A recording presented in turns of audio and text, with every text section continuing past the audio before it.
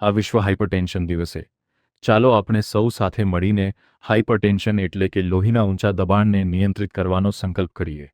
વિશ્વભરમાં અંદાજે 1.4 અબજ લોકો આ બીમારીથી પીડાય છે. તેમાંથી અડધા લોકોને તો ખબર પણ નથી કે તેમને આ સમસ્યા છે. ભારતમાં દર 4માંથી એક પુખ્ત વ્યક્તિ હાઇપરટેન્શનનો શિકાર છે. તેથી જ જાગૃતિ લાવવી અને પગલાં લેવા ખૂબ જરૂરી છે. તમારા આહારથી શરૂઆત કરો, મીઠું ઓછું કરો, પેકેજ ફૂડ ટાળો અને ડાશ આહાર અપનાવો.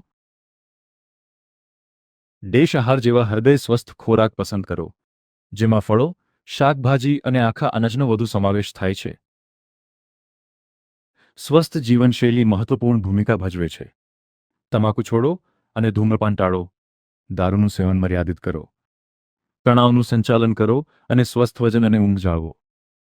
અઠવાડિયામાં ઓછામાં ઓછી 150 મિનિટ કસરત કરવાનું લક્ષ્ય રાખો. અઠવાડિયામાં ઓછામાં ઓછા 2 દિવસ શક્તિ તાલીમનો સમાવેશ કરો. હાઇપરટેન્શન એક લાંબા ગાળાની સ્થિતિ છે. તબીબી સલાહ વિના દવા બંધ કરવાથી ફરીથી લોહીનું દબાણ વધી શકે છે. નિયમિત તપાસ અને સાચી સારવાર જ તમને સુરક્ષિત રાખશે. યોગ્ય તકનીકનો ઉપયોગ કરીને ઘરે તમારા લોહીના દબાણનું નિરીક્ષણ કરો. દિવસમાં 2 વાર લોહીનું દબાણ માપો અને તેનું નિયમિત નિરીક્ષણ કરો. તમારા લોહીના દબાણને નિયંત્રણમાં રાખો. સાથે મળીને આહાર, જીવનશૈલી, કસરત અને સારવાર દ્વારા હાઇપરટેન્શનને હરાવીએ અને સ્વસ્થ જીવન જીવીએ.